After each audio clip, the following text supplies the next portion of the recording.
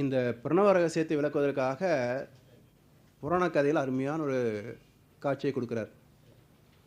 ஒரு நாள் முருகன் தானே பிரணவம் என காந்தம் என்ற நிலைக்கு வருவது அருமறை பரவிய சரவண பவகுகன். அப்போ 6 மறைப்பொருள் என்பது அழுத்தம், ஒளி, ஒளி, சுவை, மனம், மனம். அப்போ இந்த 6 மறைப்பொருட்களுமே காந்தத்தினுடைய தன்மாற்றங்கள். அப்போ அந்த காந்தத்துக்கு உள்ள ஒரு ஓமானம் தான் ஸ்காந்தன், கந்தன். அப்போ அந்த கந்தனுக்கு உணர்வு தெரியும், ஓம் என்ற பிரணவத்துக்கு அர்த்தம் தெரியும். அப்போ ஒரு நாள் என்ன பண்ணுறாரு, பிரம்மாவற்றை கேட்குறார் பிரணவத்துக்கு என்ன அர்த்தம் அப்படின்னு. அவர் மறந்து போச்சேங்கிறார். அப்போ ஓம் என்ற பிரணவத்துக்கு அர்த்தம் தெரியாமையா உயிரில் படைத்து கொண்டு இருக்கிறேங்க, அது பெரிய தவறாச்சேன்னு சொல்லி அவரை பிடிச்சி ஜெயிலில் போட்டுறார். செய்தி சிவனிடத்தில் போகுது. சிவன் கூப்பிட்டு கேட்குறாரு, முருகனை என்றால் இப்படி பண்ணிட்ட, பிரம்மாவை ஜெயிலில் போட்டுனா படத்திலே நடக்காத, எல்லாம் நின்று போயிடுமே அப்படின்னு கேட்குறாரு. அதுக்கு என்ன பண்ணுறது, பிரணவம் என்ற மந்திரத்துடைய பொருள் தெரியாமல் உயிரை படைப்பது சாஸ்திரப்படி குற்றம். அதனால் அது தெரியாதுன்னா படைக்க வேண்டான்னு தான் ஜெயிலில் போட்டேன். அடுத்து சிவன் கேட்குறாரு, ஆமாம் பிரணவம்னா என்ன, உங்களுக்கு தெரியாதுண்ணா, எனக்கும் தெரியாதுன்னார். அப்போ அடுத்த செல்லில் பிடிச்சி போட்டுக்கணும் இல்லையா, பிரம்மாவுக்கு இந்த செல்லு, சிவனுக்கு அடுத்த செல்லுன்னு போட்டிருக்கணும். இப்போ என்ன சொல்கிறாரு, உட்கார் அப்படின்னு உட்கார சொல்லி காதில் பிரணவத்தை ஓதுகிறார். அப்போ குமர குரு பரன், குமரனாக இருக்கின்ற இளைஞன் குருஸ்தானத்துக்கு உயர்ந்து பரத்தை பற்றிய விளக்கத்தை பரத்துக்கு உபதேசிக்கிறான். அப்போ இந்த இடத்துல ஏன் ஜெயிலில் போடாமல் உபதேசம் பண்ணுறாரு அப்படின்னா, இது சிவம், சத். இதுக்கு காந்தத்தை பற்றிய அறிவு தெரிஞ்சிருக்க முடியாது. ஏன்னா காந்தத்துக்கு முன்னாக உள்ள ஏகாந்த நிலை உள்ளது. காந்தத்துக்கு 2 வரணும், இது ஏகாந்தம். அதனால் இதுக்கு உணர்வு கிடையாது. அதனால் அதுக்கு விலைக்கு சொல்ல வேண்டிய கடமை இருக்கிறது உணர்ந்தவர்களுக்கு. அப்போ மனிதர்களையும் எப்படி ஜடமாக இருக்கிற மனிதர்களுக்கு உணர்ந்தவர்கள் வாழ்க்கை நெறிகளை போதிக்கிறார்களோ, அதுபோல காந்தமாக இருக்கின்ற முருகன் காந்தம் இல்லாத காந்தத்துக்கு அடிப்படையாக உள்ள பரத்துக்கு அந்த காந்தத்தை பற்றிய பிரணவத்தை பற்றிய ரகசியத்தை காது வழியாக ஓதுவதாக குமரகுரு பரன் என்று அப்பனுக்கு பாடம் சொன்ன சுப்பையா என்று சொன்னாங்க. அப்போது ஒரு கருத்தாச்சுங்களா. அப்போ பிரம்மாவுக்கு மட்டும் ஏன் தெரிஞ்சிருக்கணும் அப்படின்னு சொன்னால், உயிர் என்பது உருவாவதற்கு பிரம்மம் என்கின்ற இறைநிலை, வின் என்ற ஆற்றல் காரணம். பிரம்ம கதை தானே, எவர் லாஸ்டிங், எவர் இன்க்ரீசிங். பிரக் என்பது பிரம்மம். அப்போ பிரபஞ்சம் முழுவதும் வின் அலைகளாகவும் உயிரினங்களிலே உயிர் என்ற அலையாக வருவது பிரம்மம். அப்போது ஒரு உயிரை படைக்கின்ற போது படைக்கின்ற பிரம்மா என்ற நிலையில் உள்ளவன் தான் எதை படைக்கிறோம் என்பதை தெரிந்து படைக்க வேண்டும். தெரியாமல் படைத்தால் என்ன வரும் அப்படின்னா, படைக்கப்படுகின்ற ஜீவன்கள் விவரம் எல்லாம் போயிடும். அதனால தான் படைக்கின்ற ஜீவன்கள் படைக்கப்படுகின்ற ஒன்றை தெரிந்து படைக்க வேண்டும் என்கிற போது, அப்போ தெரிந்து கொள்வது எது என்றால் பிரணவம் தெரிந்து படைக்க வேண்டும். அப்போது ஒரு கணவன் மனைவி ஒரு குழந்தை உருவாக்குகிறார்கள் என்றால் எந்த குழந்தை பிறக்கணும்னு முதல்ல தெரியணும். திருவாத்தனை பெற்றுக்கணுமா இல்லை நல்ல குழந்தை பெற்றுக்கணுமான்றதை தெரிஞ்சுக்கணும். முதல்ல இருக்கும்படியே பெற்று போட்டு கஷ்ட அவஸ்தைப்படக்கூடாது. இனி பல குடும்பம் செய்கிற வேலை அதுதான்.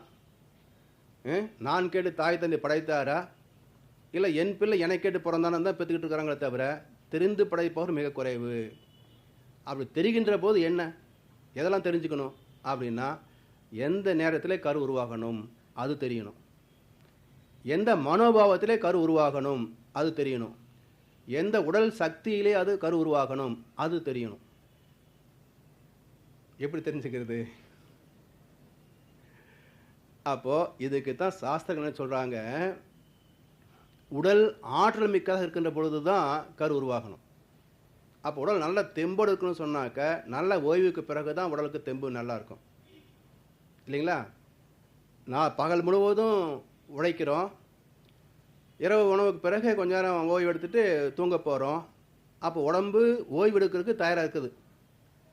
அந்த நேரத்தை இதை முடிச்சுட்டு அப்புறம் தூங்கினான்னா ஏற்கனவே டயர்டு, இதில் ஓவர் டயர்டு. காலையில் 8 மணிக்கு எந்திரிப்பான். இந்த டயர்டில் பிறந்த குழந்தை என்ன தெம்பாவாக இருக்கும், அது சமயம் கிடச்சா நீட்டி படுக்க தான் வாய்ப்பு பார்க்கும். விட்டா போது நீதிப்படுத்துடும். அப்போ உடல் ஆற்றல் போச்சுங்களா? மனம் நாள் முழுது எத்தனை அவஸ்தைப்பட்டிருப்போம், யார் யாரையெல்லாம் சந்திச்சிருப்போம், எத்தனை அன்புகள் சண்டைகள் போட்டிருப்போம். இதெல்லாம் எங்கே போகும்? இந்த மனோபாவத்தோடு கரு உருவாச்சுன்னா பிறக்க குழந்தை ஞானத்துக்காக வரும்.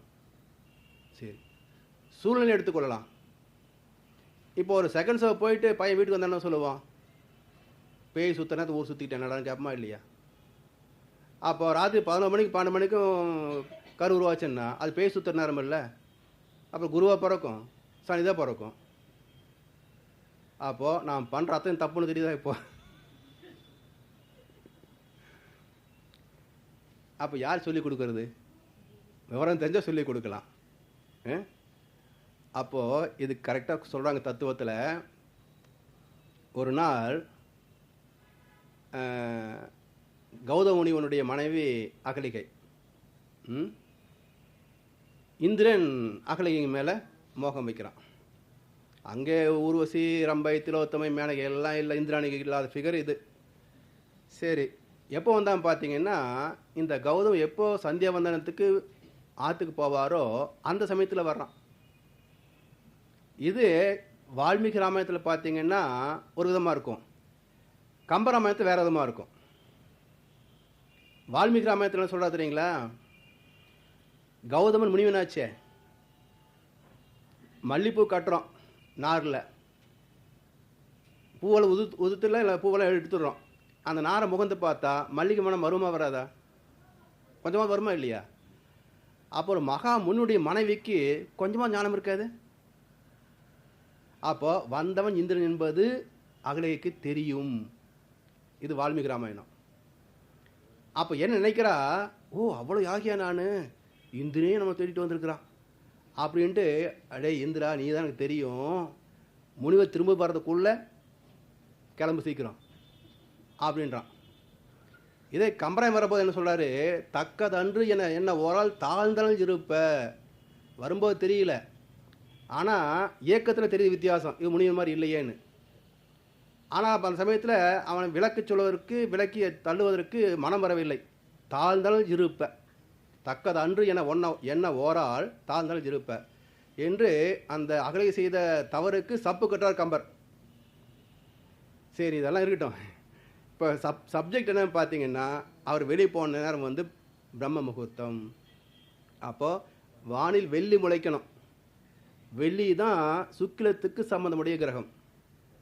அப்போ வித்து சக்தி ஆற்றல் மிக்கதாக இருக்கிறதற்கு சுக்கிர அலைகள் நேராக கிடைக்கிற போது சக்தி அதிகம். அப்போ 3 மணியிலிருந்து 5 மணி வரைக்கும் உள்ள நேரம் வந்து பிரம்ம முகூர்த்த நேரம். அந்த நேரத்தில் மட்டுமே தாம்பத்தியம் வைத்துக்கொள்ள வேண்டும். இது பழையனா தான் அந்த நேரத்துக்கு வரும். ரெண்டாவது, உடல் முழுவதும் தெம்பு இல்லாமல் அந்த நேரத்துக்கு ஞாபகம் வராது, நல்ல தூக்கம் தான் வரும். அப்போது இயக்கத்திலேயும் இயற்கையுடைய நீதி காலம் சரியாக வருது, உடல் ஆற்றலிலேயும் நல்லா தூங்கி ஓய்வு பெற்றால்தான் நினைவு வரும், விழிப்பு வரும், இல்லைன்னா தூங்கி தான் இருப்பான். அப்போ தாம்பத்தியத்தை ஆட்டோமேட்டிக் அளவு முறை வந்துவிடும். மூன்றாவது, இரவு முழுவதும் தூங்கினதுனால அந்த இயற்கையுடைய நீதிகள் நல்ல அமைதியான சூழ்நிலை அமைந்திருப்பதனால அவருடைய மனதிலே சத்துவ குணம் இருக்கின்ற நேரம் பிரம்ம முகூர்த்தம். இந்த 3 இருக்கிற நேரத்தில் கரு உருவாச்சுன்னா ஒவ்வொரு கருவும் ஞானியாகத்தான் இருக்கும். அப்போது எவ்வளோ விஷயத்தை வச்சு நம்முடைய மகான் கொடுத்துருக்குறாங்க. இதை புரிஞ்சிக்காமல் வெறுமனே கதையாக சொல்லியே காலத்தை ஓட்டிட்டோமே, எத்தனை துன்பங்கள் சந்திச்சுட்ருக்குறோம். அதனால் இனிமேல் பிறக்கிற குழந்தைக்காவது சாந்தி முகூர்த்தத்தை 3 மணிக்கு வையுங்க. இது வச்சதாவது போகட்டும். அந்த குழந்தை சொல்கிறது லஜ்ஜையாக இருக்கும், நாம் சொல்ல முடியாது. மன்றத்துக்கு கூட்டு வந்திருக்கேன். அதான் ஒரு என் பொண்ணுக்கு மேரேஜ் ஆகும்போது இப்படி மன்றத்துக்கு வாமான்னு சொல்லிட்டேன். ஒரு அம்மா சொல்கிறாங்க, பொண்ணுக்கு அடுத்த வாரம் கல்யாணம் இவர் பாருங்க அப்படிங்கிறாங்க. தெரிஞ்சுக்க வேண்டாமா? நேரம் சொல்ல முடியாது, ஆனால் சபையை சொல்லிடலாம் இல்லை? அப்படி ஒரு தாய் தன்னுடைய கடமை ஒரு பெண்ணுக்கும் பையனுக்கும் வாழ்க்கையை தொடங்க முன்னாடியே சொல்லி கொடுத்துடணும். எல்லாம் எது தேவை இருக்கோ சொல்லி கொடுத்துடணும். இல்லைன்னா திருவாத்த மாதிரி ஆகிடும் பொழப்பு. அதனால் தெரிந்து கொண்டோம், அப்போ பின்பற்றணும் இல்லையா? அதனால் விவரம் தெரியாதவங்க கொஞ்சம் சொல்லியாவது சாந்தி முகூர்த்தம் இந்த நேரத்தை வைக்கக்கூடாதுங்க, இதெல்லாம் பேய் பிச தலையிற நேரம், பிரம்ம முகூர்த்தத்தெல்லாம் செய்யணும். ஒரு கரு உருவாவதும் தெய்வத்தினுடையது தான், அது அசிங்கமான செயல் அல்ல என்று அந்த நிலை கொண்டு வந்தோம்னு சொன்னாக்க இனி வரக்கூடிய சந்ததி அருமையான சந்ததிகளாக இருக்கும். ஞானத்தை தேட வேண்டியதில்லை, ஞானம் இவர்களை தேடி வரும்.